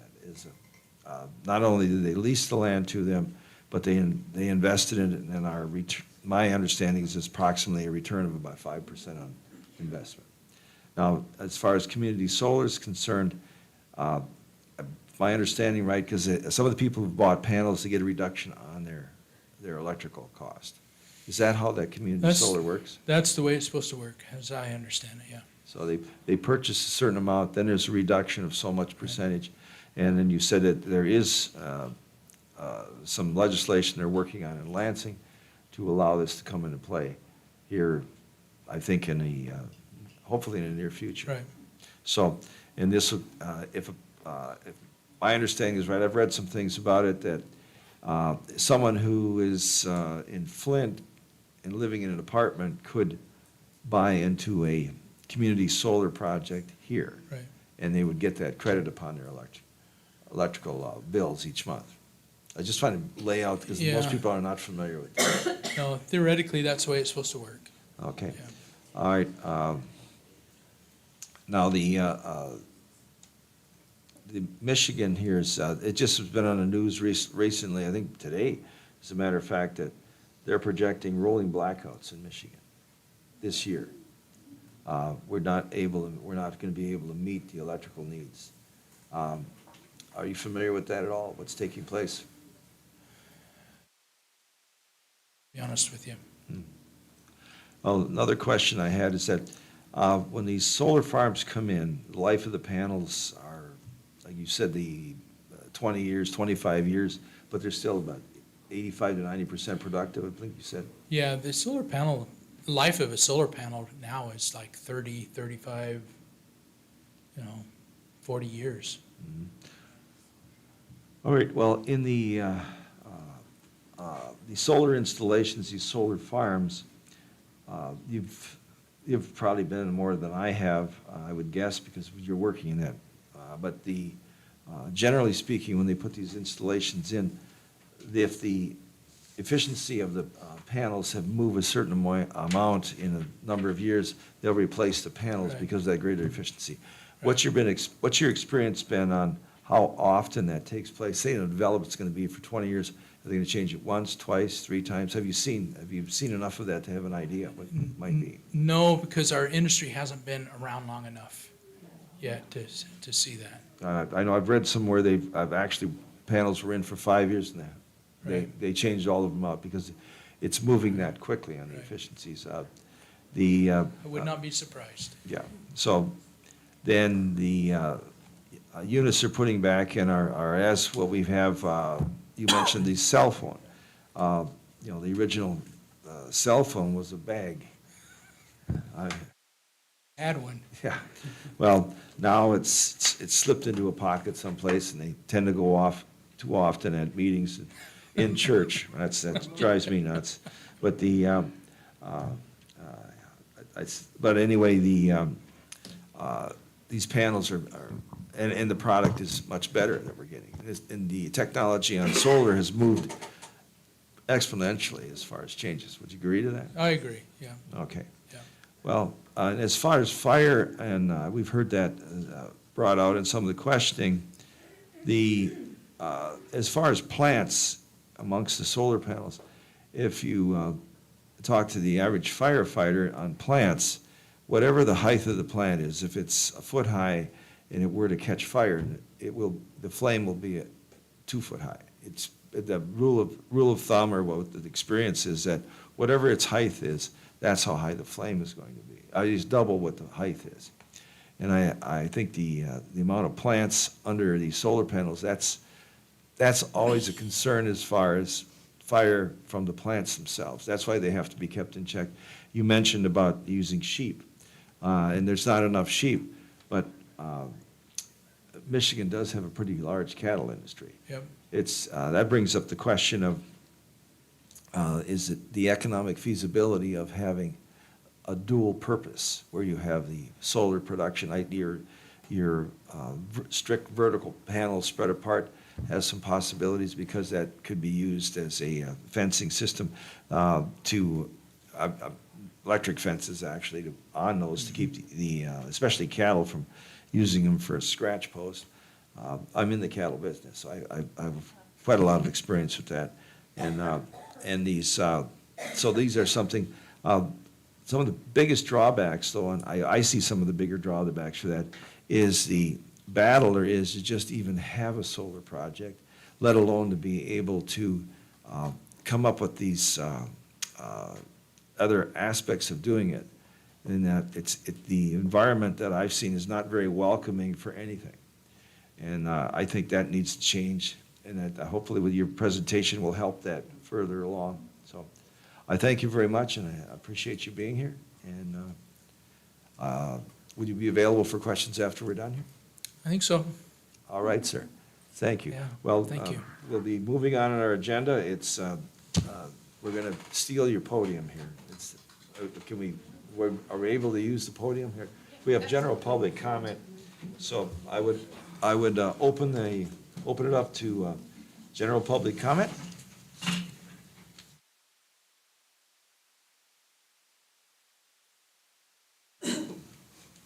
Joe Kaplan, Ford River Township. When I lived in Escanaba, we had an array of 14 panels. It was enough to take care of our entire house, although we're still on gas heat, and an electric car. That's how we made it feasible. The city of Escanaba has its own utility, so they allow for grid-tied solar. You put 1 kilowatt hour in, you get to take 1 kilowatt hour out. It's just like a bank. They don't pay interest, they just give credit. So since we moved to Ford River Township, Escanaba Township has about 2,500 kilowatt hours of our electricity. We went from $300 a year for our electric bill in Escanaba, because all we're paying is a meter charge, to UPCO land. And in UPCO land, our bill is $2,160. So it would make sense if we went and did solar.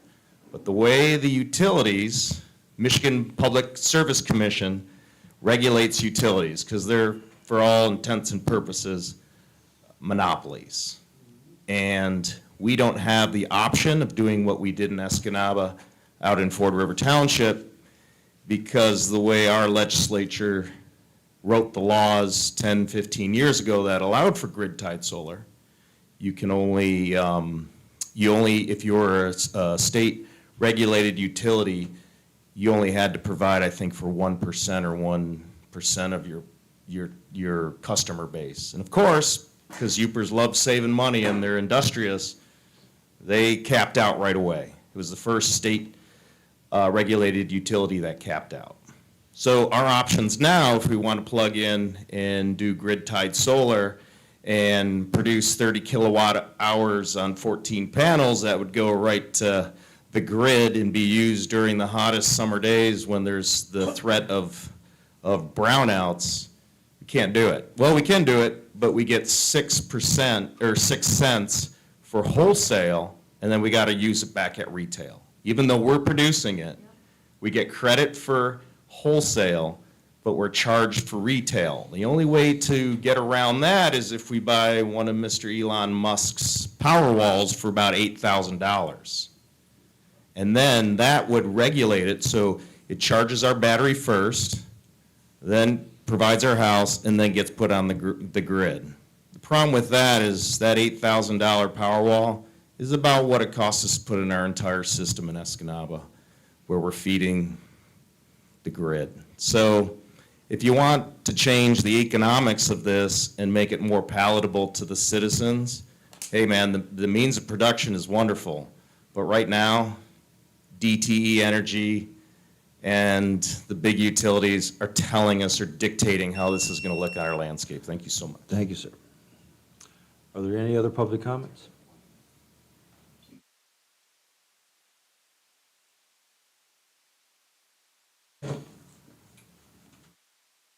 Martin Boven, Escanaba Township.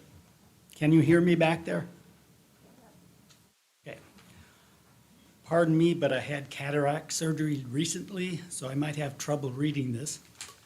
I want to talk about property values. You hear about all these studies that say solar farms don't affect property values.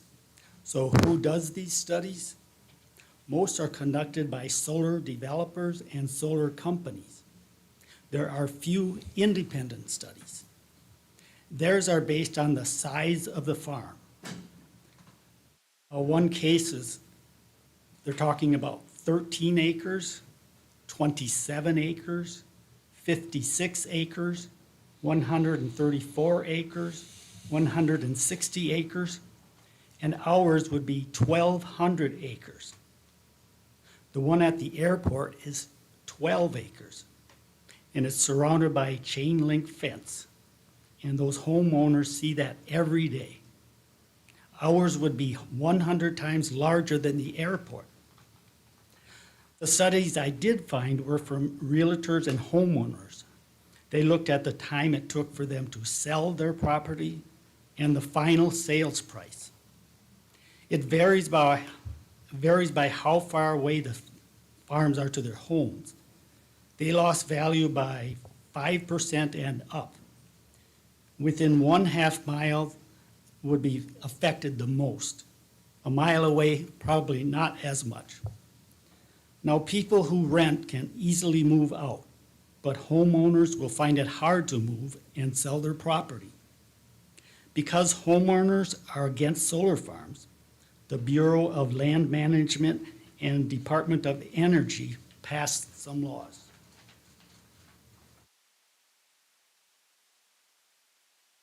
Excuse me.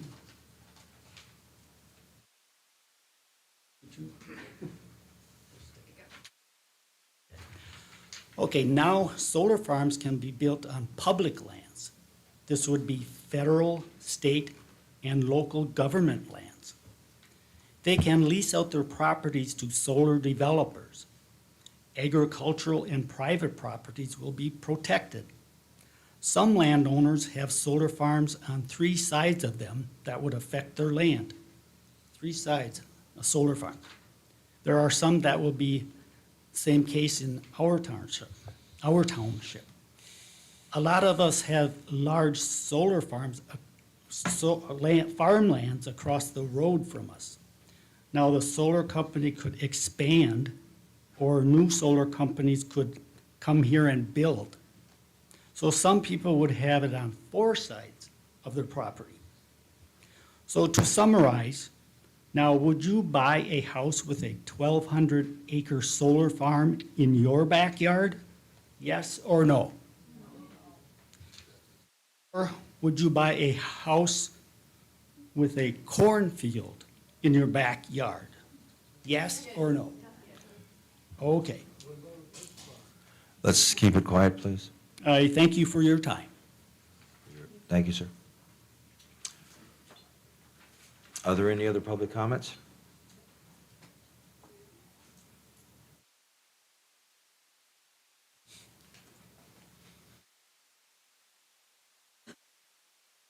I'm Paul Putnam. I'm a district director for MSU Extension. I help coach and manage our staff in the central and western UP. I live over in Menominee County. Good to see some of you. Appreciate everybody being here. I think, there's a lot of flavors in the room, and there's been a lot of volatility here on any number of issues here with the county and other folks for a long time. We have been brought in last year for some of the folks in the room on land use control and zoning and things of that nature. And thanks to Charles for being here and whatnot. This is a really complex issue, and there's not easy solutions on any level. Our job in Extension is to give you, the public or anybody else, the best non-biased, scientifically based information at the time. And that's what Charles has tried to do. But he was really focused on a couple of questions and modeled his presentation, I think, correct me if I'm wrong, Charles, over what you had presented down for Michigan Association of Counties and whatnot, that was really focused on mixed use. It doesn't answer a lot of the questions that people have in the room. And I apologize collectively for us, but I think that's where your opportunity to continue to engage, continue to advocate for your beliefs on any side of whatever issues. This is just one of many, right? As citizen engagement. Show up at your townships, in your county, your legislators, all of the things. That's what civic engagement is about. And hopefully attend and provide both questions and viable solutions, because none of us have all the right answers. It's a collective that makes that work. But appreciate your time. I know that in partnership and working with the county, we'll try to make sure, or I will commit to make sure that we get the questions that are gathered here today, or if you continue to have them. We want to provide transparency and best information as possible. Appreciate your patience too with Charles, myself, anybody else. We're just trying to help. We're not trying to side on one issue or the other. So thank you. Thank you, Paul.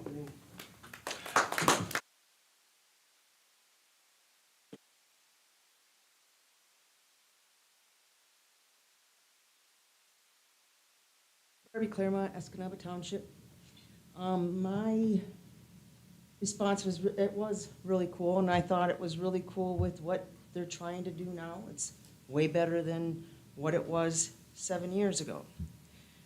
The only thing is, does not change one thing about my area with the bedrock. It will contaminate our wells most likely. It was told to us by their own experts. Another thing is that my township is being split in half, or wanting to be split in half, by an annexation that a member of the board has put in place, filed, and this person gets to make out all the decisions, and he sits on the board of this county board. And I just don't understand how he just thinks that he can do this. And the thing is, he can't. He can't, because he works for us. We are the masters. You are the servant. And that is a fact, a constitutional fact. I have seen you come out with your book. You should know that, because you've read a lot of different parts to your book. You know that you should not be making decisions for two different townships that don't want anything to do with an annexation. We don't want anything to do, our township, Escanaba Township, already has an ordinance. It was made so we could make our own personal choice of having solar on our property or not. It was made, a section of our township was for a safe area, better served with solar than a residential area. I still would like to see you recuse yourself from all votes in any conversation that has anything to do with this annexation or solar. And as you indicated at the last meeting, you will not do that. You sat there stern-faced like you always do, and do not do what you were. 4 members said that you should recuse yourself, and you still sat there. I don't know where your righteousness comes from, but it is not from my God. Thank you.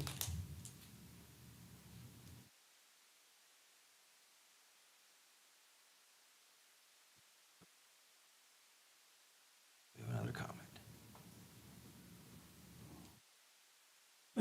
I'd just like to say one thing about energy overall. Oh, Bonnie Hakala. When we look at our basket of what energy sources we have, if you take a coal-powered plant out of commission, what do you need to put in to replace that coal-powered plant? You have to put in 2 natural gas plants and solar and wind, okay? So what does that tell you? Solar and wind are basically, and have been, always thought about as supplementary materials and supplementary things to add to your basket. I'm not in favor of brownouts or blackouts anywhere. So I'd like to see that we have a really reliable power sources at our disposal. So I don't think we should take coal out of the mix, because I don't think we're ready for that. I think we should use natural gas, and we should use some solar, we should use some wind in places where it makes sense.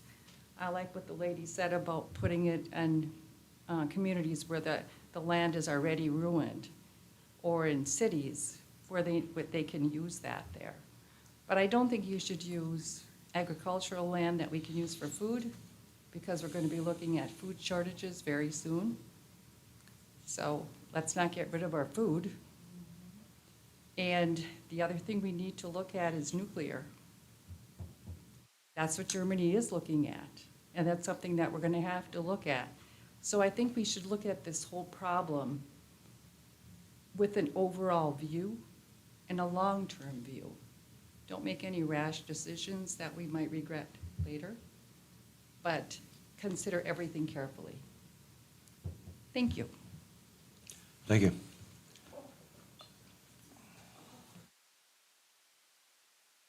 It's like taking big effort to get up here. Chris Williams, Ford River Township. I moved a little too much wood today. I have just a question that I want MSU, and I really agree with a lot that Bonnie just said. Nuclear is something that we really ought to be looking at, and it is a very viable energy source for the future. The other is, this is the question I want MSU Extension to hopefully help me answer, because in all of the research I've done, I can't seem to get an answer to this. We have all of these parking lots all over our nation, which are not covered and would benefit from being covered with solar panels, generating power, generating electricity. There's such a benefit to that. There's benefit to the cars that are going to be parked under there. There's a benefit to covering it to protect the actual material that's on the ground so that it's going to last longer. Parking lots are one of the most expensive parts of any business that has to be maintained. So my question is, why are solar developers, why isn't that a focus? I mean, is it because it doesn't benefit them? Because it's just going to be more costly to them? Or is there some other reason? But it just seems to me like that's an area that really makes a whole lot more sense than it does, farmland. Although I'm okay with, small solar installations, specifically community solar installations for farms. But I really just want to know, like, what's the deal? Why aren't we looking at parking lots across the nation? Are there any other public comments?